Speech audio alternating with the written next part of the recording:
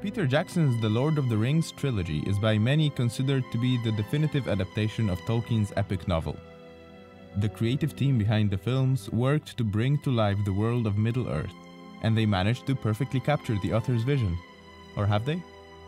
Let's look at the elves first, their music in particular.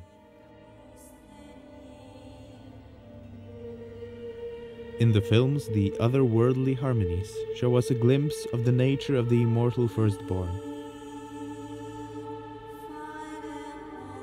And how did Tolkien imagine Elvish song?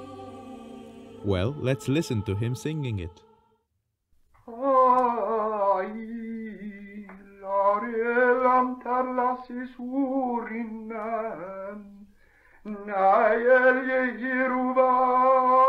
It might feel like this melody is also not from our world, but it is.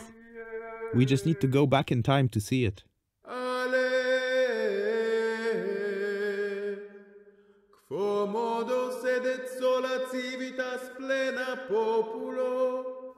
This setting of the Lamentations of the prophet Jeremiah is one of the most beautiful chants from the Gregorian corpus of the medieval Catholic Church, and was well known to Tolkien.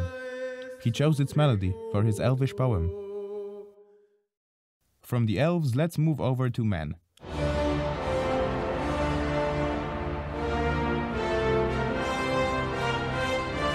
The people of Gondor are in Tolkien's world the descendants of the Númenóreans and the most advanced human society of the time.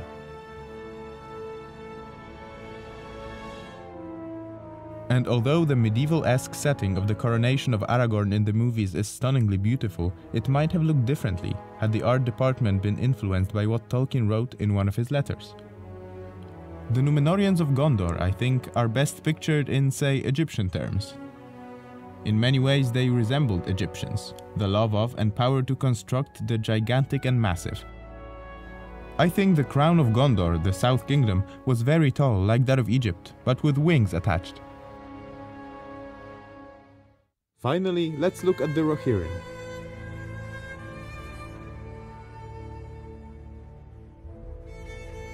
In the films, they were clearly inspired by the Anglo-Saxons, from architecture to clothing and armor. And it seems obvious, Tolkien was after all a professor of Anglo-Saxon, and he unmistakably presented the people of Rohan in a way based on his field of study, from their overall culture down to their language. And yet, when talking about the latter, he said, "This linguistic procedure does not imply that the Rohirrim closely resembled the ancient English otherwise, in culture or art, in weapons or modes of warfare, except in a general way." These examples make clear something that is already well known, that any adaptations of literary works influence how we view the worlds portrayed in them. But what to do with that? Should we avoid those adaptations, so that our imagination is not influenced by them? But our imagination might not be any closer to the author's vision. We can try to find out as much as we can about it, but we will never find out everything. Especially since I don't think even the author always has a single clear image of every aspect of his creation. I don't think Tolkien imagined his elves to be medieval monks, Gondorians building pyramids, or the Rohirrim having no connection to the ancient English.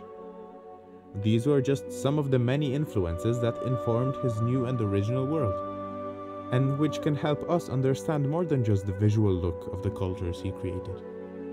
They give us an insight into their philosophy, their way of life and beliefs. Tolkien himself, when critiquing proposed adaptations of his works, focused his attention mostly on the plot and themes of the stories. And when it comes to visuals, he stated that he doesn't actually have a clear image of the clothing or other artifacts. Rather, he could visualize clearly the scenery and landscapes of Middle-earth, which he himself beautifully illustrated. And those, I can say confidently, were well adapted by Jackson's team.